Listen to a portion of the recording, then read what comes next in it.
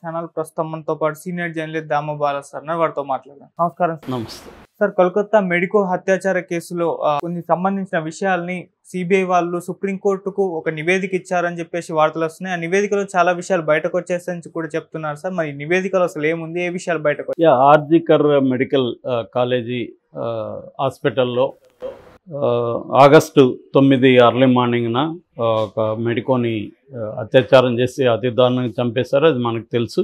ఇప్పటి వరకు దాంట్లో సంజయ్ రాయ్ అనే వ్యక్తిని మాత్రం అరెస్ట్ చేశాడు. అతను సివిల్ వాలంటీరు, పోలీసులతో కలిసి పనిచేస్తుంటాడు. ఆ హాస్పిటల్లో అవుట్ పోస్ట్ ఉంది, పోలీస్ అవుట్ పోస్ట్లోనే అతను కూడా పనిచేస్తుంటాడు. కాబట్టి హాస్పిటల్ వాళ్ళతో అతనికి పరిచయాలు ఉన్నాయి. డాక్టర్లు, జూనియర్ డాక్టర్లు అందరితో అతను తిరుగుతుంటాడు. సో ఈ క్రమంలో అతను ఇప్పటి వరకు అతను ఒక్కడనే అరెస్ట్ చేశారు.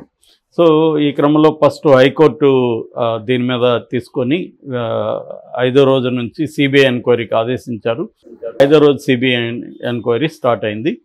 దాని తర్వాత సుమోటోగా సుప్రీంకోర్టు తీసుకునింది. సుప్రీంకోర్టు సిబిఐని ఇప్పటి వరకు మీరు ఏమేమి చేశారు, దాంట్లో ఏమేమి బయటపడే స్టేటస్ రిపోర్ట్ని కోర్టుకి సబ్మిట్ చేయమనింది. స్టేటస్ రిపోర్ట్ని సిబిఐ సుప్రీంకోర్టుకి సబ్మిట్ చేసింది. నిన్న విచారణ దాని మీద జరిగింది. కపిల్ సిబాల్ వెస్ట్ బెంగాల్ తరపున వాదించాడు. తుషార్ మెహతా ఏమో ప్రభుత్వం నుంచి తుషార్ మెహతా వాదించాడు. ఇది 3 జడ్జిల బెంచ్.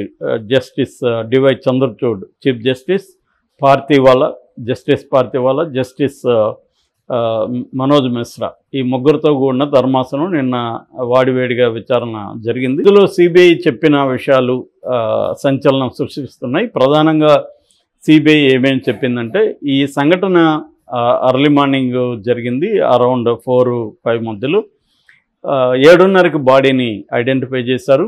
7:30కి చేసిన తర్వాత హాస్పిటల్ యాజమాన్యం, ప్రిన్సిపల్ కావచ్చు, సూపరింటెండెంట్ కావచ్చు, వీళ్ళు వాళ్ళ ఫ్యామిలీకి ఇది ఆత్మహత్య అని చెప్పారు. దాని తర్వాత వాళ్ళు వస్తే బాడీని చూడకుండా 3 గంటల పాటు వాళ్ళని బయట నిలబెట్టారు.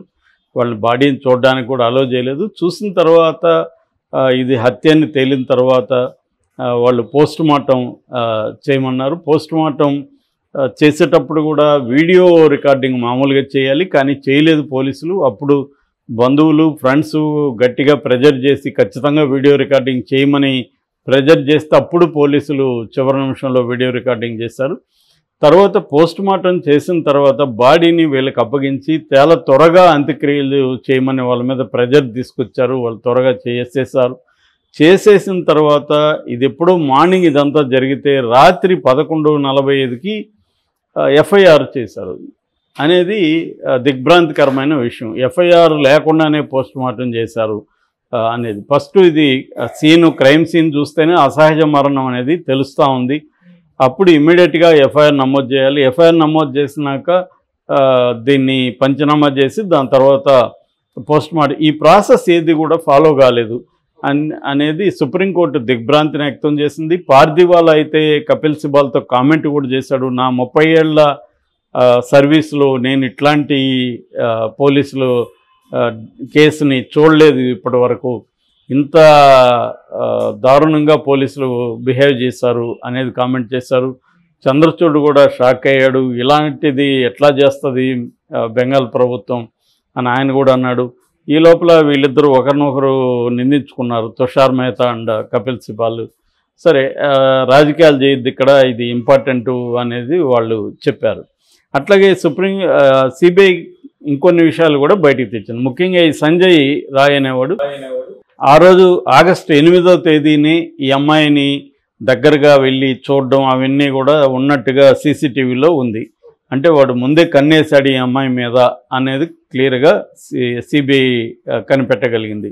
అట్లాగే వీడు అర్ధరాత్రి జూనియర్ డాక్టర్స్తో కలిసి డిన్నర్ చేశాడని, తర్వాత 1 గంటకి 3rd ఫ్లోర్లో ఉన్న కాన్ఫరెన్స్ హాల్కి వెళ్ళాడు ఒకసారని, తర్వాత 2:30కి జూనియర్ వైద్యురాలు ఒక అమ్మాయి, జూనియర్ డాక్టర్ ఒక అమ్మాయి వచ్చి తనతో ఏదో చెప్పేసి వెళ్ళిందని, తర్వాత 4 గంటలకి తను ఆ కాన్ఫరెన్స్ హాల్లోకి వెళ్ళాడని, ఇదంతా కూడా సీసీటీవీలో రికార్డ్ అయింది. ఈ విషయాలన్నీ కూడా సిబిఐ సుప్రీంకోర్టుకి మెన్షన్ చేసింది.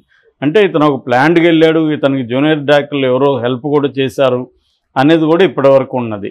సో లోకల్ పోలీసులు మాత్రం ఇతను ఒక్కడే చేశాడనేది తేల్చేశారు. మేము ఇంకా దాన్ని తేల్చలేదు, మేము ఇతను రోల్ అయితే ఉంది, ఇతనికి ఎవరెవరు హెల్ప్ చేశారు అనేది కూడా తేల్చాలి అనేది సుప్రీంకోర్టుకి సిబిఐ ఇచ్చింది.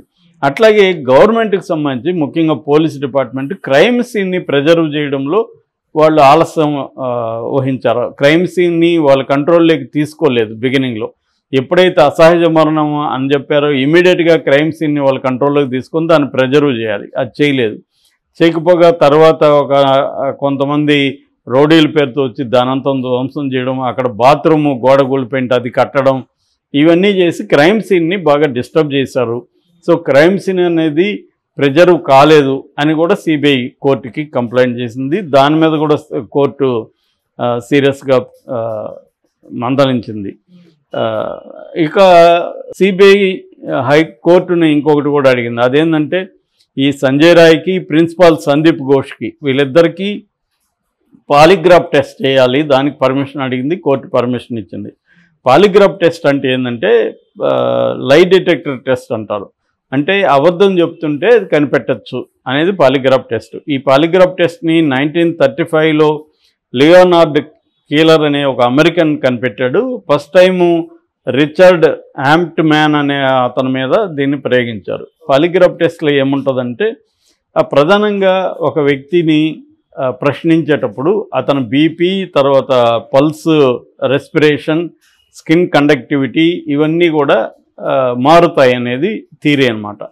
అంటే మనం అబద్ధం చెప్పినప్పుడు మనకి బీపీ కానీ మన ఇది కానీ మారుతాయి అనేది థియరీ ఇది.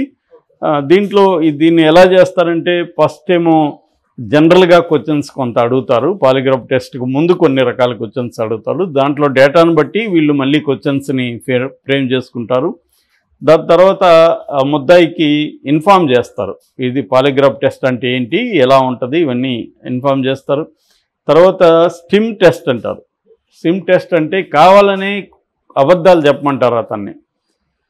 అంటే నీ పేరు ఏంటంటే నా పేరు అతని పేరు రమేష్ అంటే రాఘవ అని చెప్పాడు అనుకో, అప్పుడు మేము కనిపెట్టాము చూడని వీళ్ళు చెప్తారనమాట. అట్లాంటి కావాలని నువ్వు అబద్ధాలు చెప్పు, మేము కనిపెడతాం అని చెప్పి దాన్ని స్టిమ్ టెస్ట్ అంటారు. స్టిమ్.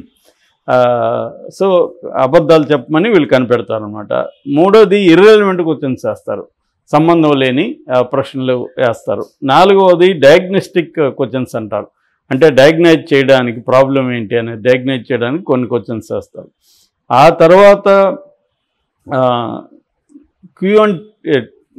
సిక్యూటీ అంటారు. సిక్యూటీ అంటే కంట్రోల్ క్వశ్చన్ టెక్నిక్ను వాడతారు. అప్పుడు ఈ కేసుకి రిలవెంట్ ప్రశ్నల్ని అడుగుతారు. అయితే ఈ పాలిగ్రాఫ్ టెస్టు అక్యురసీ మీద అందరికీ డౌట్లు ఉన్నాయి. ఎందుకంటే దీంట్లో రెండు ప్రాబ్లమ్స్ ఉన్నాయి. ఒకటి, అమాయకులు కూడా ఈ ప్రాసెస్ అంతా చూసి ఎగ్జైట్ అయిపోయే అవకాశం ఉంది, టెన్షన్ పడే అవకాశం ఉంది. ఆ టెన్షన్ పడడం వల్ల వాళ్ళ బీపీ, వాళ్ళ రెస్పిరేటరీ ఇవన్నీ కూడా మారిపోతాయి. అప్పుడు వాడు అబద్ధం చెప్తున్నాడేమో అని అనుకునే ప్రమాదం ఉంది, నిజం చెప్పినా కూడా టెన్షన్ వల్ల. అంటే ఇది ఎక్కడ మనల్ని పట్టేస్తుందేమో మనం అనే ఒక టెన్షన్తో అమాయకులు కూడా దొరికే అవకాశం ఉంది. రెండోది, సీజన్డ్ క్రిమినల్స్ వాళ్ళు కూల్గా అబద్ధాలు చెప్పగలరు. సో కూల్గా అబద్ధాలు చెప్పడం వల్ల వాడు ముందే మెంటల్గా ప్రిపేర్ అయి ఉంటాడు కాబట్టి కూల్గా చెప్పడం వల్ల ఏమి చేంజ్ రాదు, బీపీలో రాదు, ఏమీ రాదు. అంటే మిషన్ని మోసం చేయడం అనేది వాళ్ళు చేయగలుగుతారు. కాబట్టి ఈ అక్యురసీ లేదు. అమెరికన్ సైకాలజిస్టుల అసోసియేషన్ కూడా మొత్తం దీని మీద రీసెర్చ్ చేసి ఈ టెస్ట్ వల్ల పెద్దగా ఉపయోగం లేదు, అక్యురసీలో ప్రాబ్లం ఉంది అని చెప్పారు. అంటే సైకోఫిజియలాజికల్ టెస్ట్ అని కూడా అంటారు దీన్ని. ఈ టెస్ట్ వల్ల ఎవరైనా కొత్తగా నేరం చేసిన వాళ్ళు చేయగలరు, కానీ ఒక సీజన్డ్ అంటే ఒక అనుభవం ఉన్న నేరస్తులు వాళ్ళు కూల్గా అబద్ధాలు చెప్పగలరు, నమ్మించగలరు. వాళ్ళు అలాంటి వాళ్ళు ఈ టెస్ట్లో దొరకరు అనేది చెప్తున్నారు. సో వీడు కూడా సంజయ్ రాయ్ కూడా సీజన్డ్గా ఉన్నాడు. వాడు ఆల్రెడీ వాడు భార్య ప్రెగ్నెంట్గా ఉన్నప్పుడు ఆమెను కొట్టితే అది అబార్షన్ అయిపోయింది. అప్పటి నుంచి వాడి మీద కేసులు ఉన్నాయి. అట్లాగే రెండోది వాడు ఏంటంటే వాడి ఫోన్లో సిబిఐ చూసుకున్నప్పుడు కూడా అతి భయంకరమైన పోర్న్ వీడియోస్ ఉన్నాయి. అంటే ఇదంతా కూడా వాడు చూస్తున్నాడు. అంటే అబ్నార్మల్ సెక్సువల్ బిహేవియర్ వాడికి ఉంది. సో ఇటువంటి వాళ్ళు ఈ పాలిగ్రాఫ్ టెస్ట్లో దొరుకుతారనేది డౌట్ ఎక్స్ప్రెస్ చేస్తున్నారు. బట్ ఏవేవి మెథడ్స్ ఉన్నాయో అన్నీ కూడా సిబిఐ చేయడానికి ట్రై చేస్తున్నట్టుగా తెలుస్తుంది. Okay sir, thank you so much.